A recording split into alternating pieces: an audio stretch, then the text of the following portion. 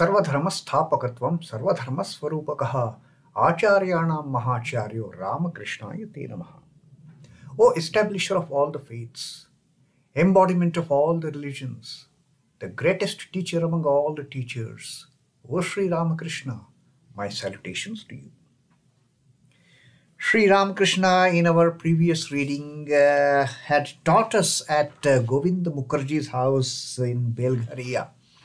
And he spoke about how we can get rid of our sins by chanting the name of the God, by singing the glories. And he had said, like the when we stand under the tree and clap our hands, and with that clapping, the birds on the tree, they fly away.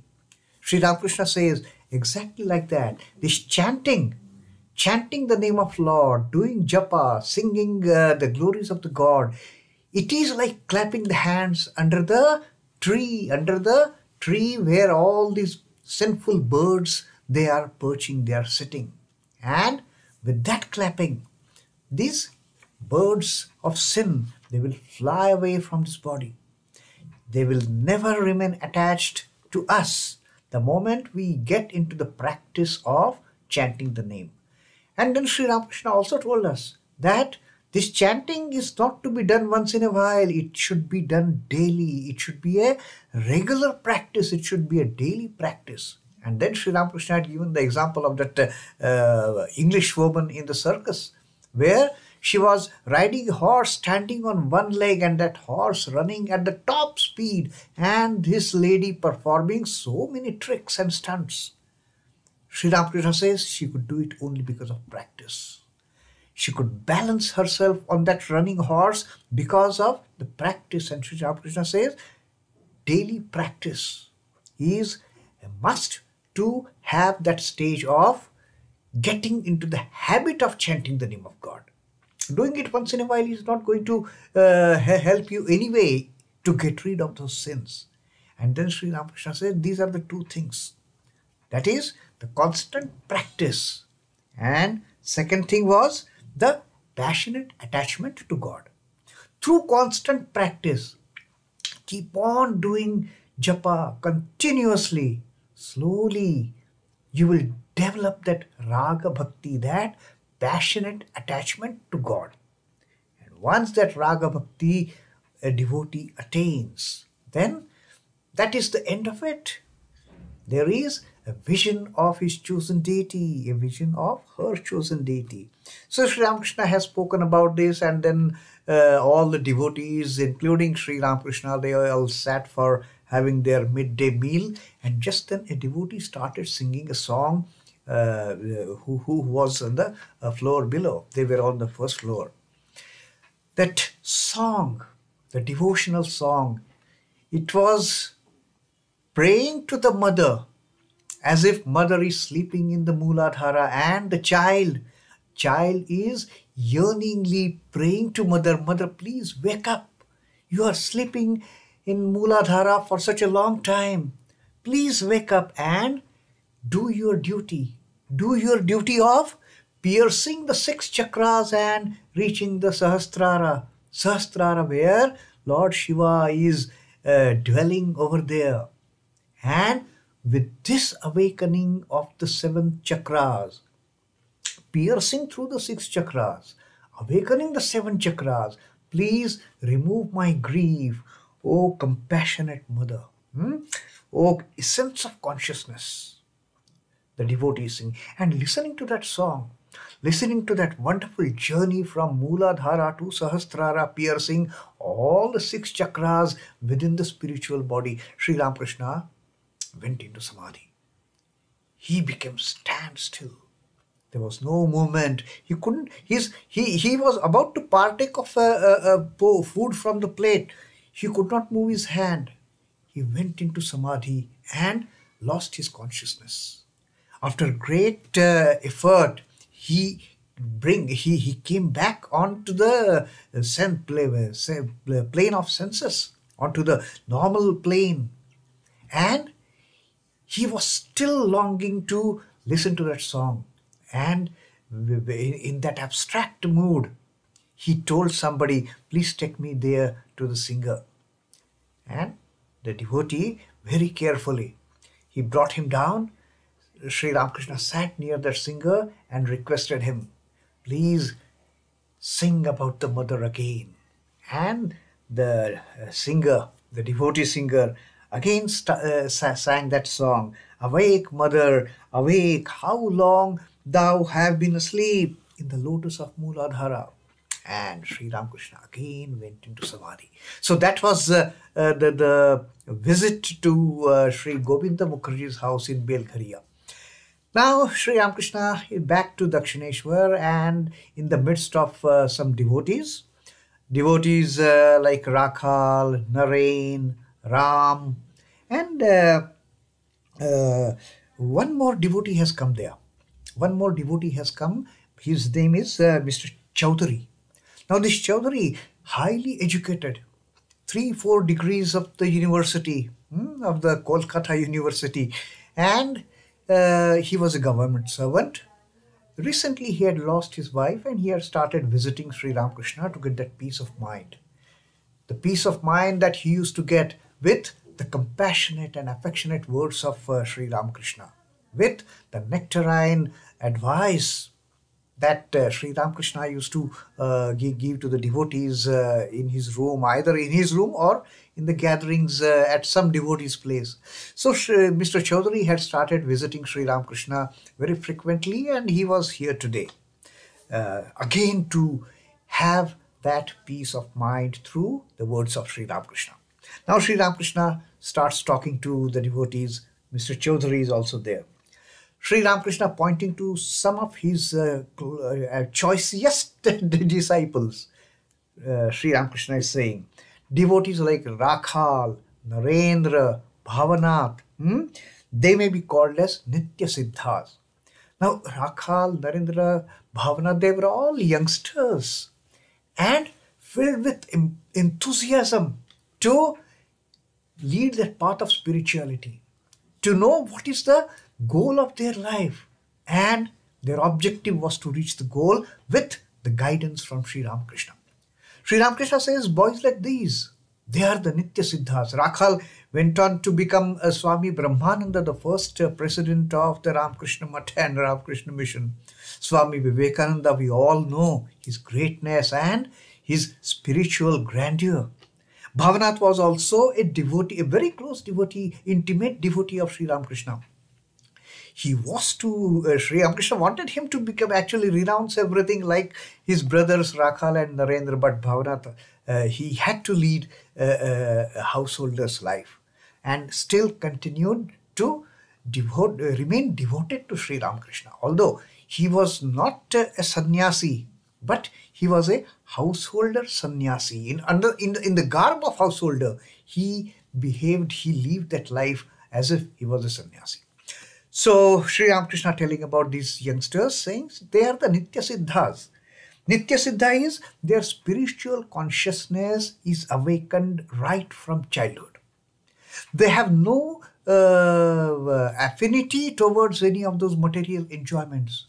They never get tempted by the worldly pleasures. Right from their childhood, they have inclination towards the spiritual consciousness. They assume human bodies only to impart spiritual illumination to others. They are already illumined right from their birth. Their birth is just to impart spiritual illumination to others, those who are seeking this path. They are the guiding force. They are the search lights for them. They are the pole stars for those who are trading this path of spirituality. So that is one kind of the devotees, the nityasiddhas. They take birth right from the birth. Their spiritual consciousness is awakened. And then Sri Ramakrishna says there is another class of devotees. It is called as kripasiddha. One is nityasiddha, another is kripasiddha. Nityasiddha is ever, they're constantly carrying that spiritual illumination with them. They did not perform any austerities, but for the sake of others, to teach others, they will perform austerities. Swami Vivekananda traveled the length and breadth of India as a parivrajaka. So they need not do anything, but they do perform all these austerities for the sake of their followers, for the people to know that, oh, we have to also perform such activities. These great people, they have shown by their example. That is the nityasiddha group of devotees. Another is kripasiddha. Kripasiddha, Sri Ramakrishna says, those on whom the grace of God descends all of a sudden and who at once attain spiritual illumination, who at once instantaneously through his compassion, through his grace, they attain his vision and his knowledge.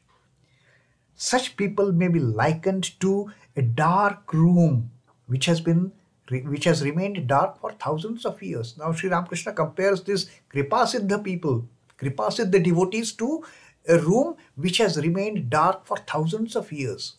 Sri Ramakrishna says, when a lamp is brought into it, this room becomes light immediately and not little by little.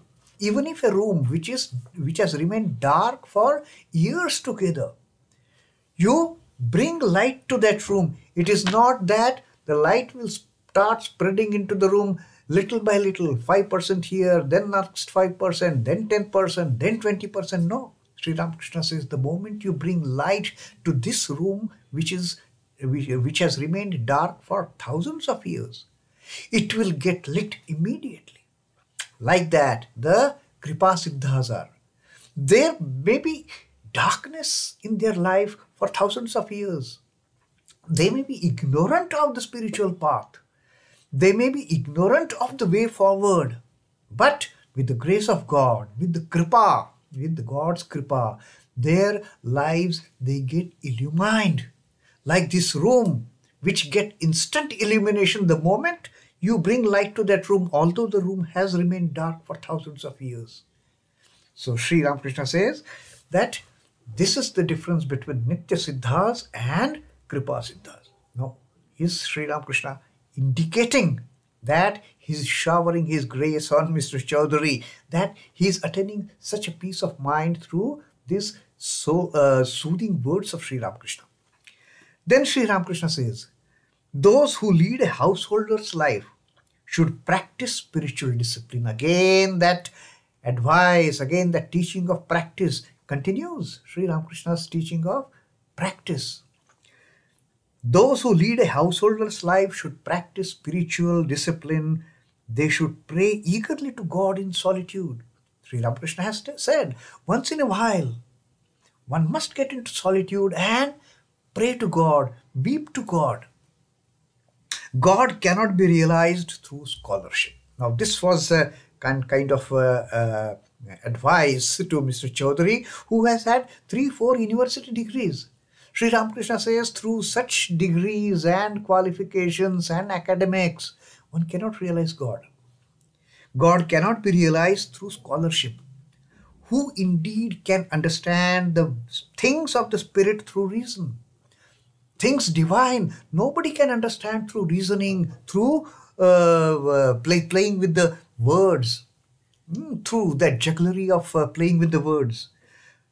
No, all should strive for devotion to the lotus feet of God.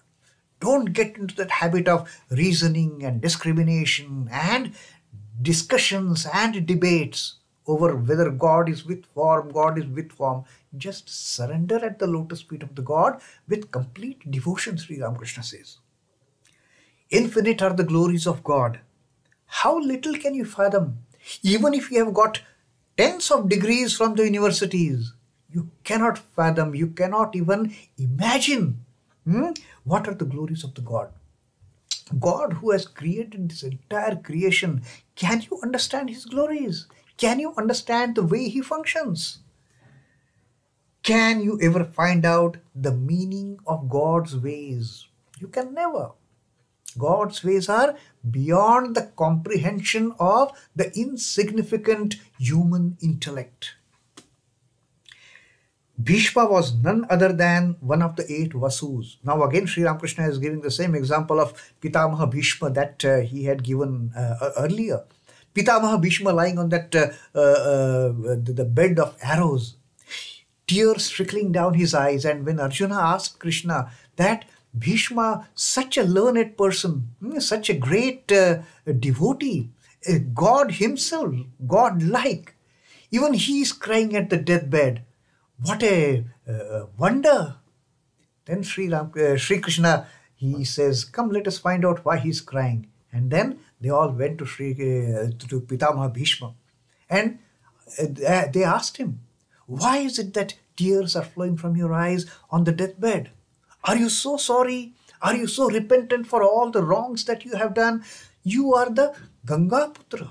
You are one of the 8 Vasus. Still you have tears in your eyes out of repentance. And what was Pitama Bhishma's answer? Now Sri Ramakrishna is once again repeating that answer. Bhishma said, how astonishing! God himself is the companion of Pandava brothers, and still there is no end to their troubles and sorrows. God himself is their companion, God himself is their friend, God himself is accompanying them all the time, and still the Pandavas, there is no end to their sorrows, no end to their pains, no end to their miseries. 12 years in exile, 1 year exile incognito, and finally to get their rightful ownership of the kingdom of Hastinapur, they have to fight this battle at Kurukshetra against their own cousins. How pitiable condition they are in spite of Sri Krishna being their friend, philosopher and guide. And then Pitamaha Bhishma says that who can ever understand the ways of God? For that I am crying. The tears flowing from my eyes for that reason, that nobody can understand the ways of God. So that was Sri Ramakrishna's teaching to this group, and it will continue again in the subsequent passages. Till then, Om Namah Shri Bhagavate Ramakrishnaya. Sri Ramakrishna Arpanamastu. Jai Thakur, Jai Ma, Jai Swamiji.